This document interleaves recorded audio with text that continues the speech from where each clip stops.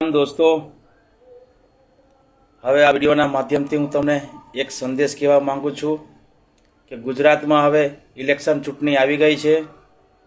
હવે તમને લોકો કોંગ્રેસ, ભાજપ કે આમ આદમી જેવા પક્ષના ઉમેદવારો આવીને તમને ઘરે ઘરે આવીને કહેશે અમને વોટ આપો, અમે તમારું આ કામ કરશું, પેલું કામ કરશું. પણ તમે જ વિચારજો કે જેને તમે વોટ આપ્યા પછી અત્યાર સુધીમાં જે માણસ તમારા પરિવાર અને તમારા સમાજ માટે શું કર્યું. જો કંઈ પણ કર્યું નહીં હોય ફરી વોટ લેવા આવે તો કોંગ્રેસ, ભાજપ કે આમ આદમી ના જોતા. ખાલી સારો માણસ હોય, જે સમાજ માટે કંઈક કરવાની ઈચ્છા રાખતો હોય, ભણેલો ગણેલો હોય, એવા જ માણસને વોટ આપીને પોતાના મતને કિંમતી બનાવજો. બાકી તમારા બીજા 5 સાલ ખરાબ થઈ જશે.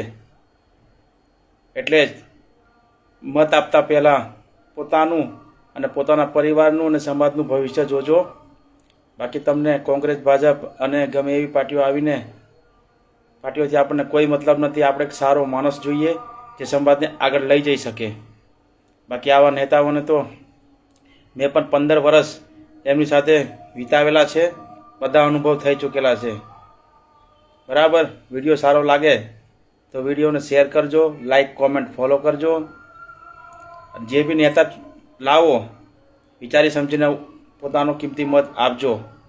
જય સિયારામ, જય માતાજી, જય બાબાદેવ.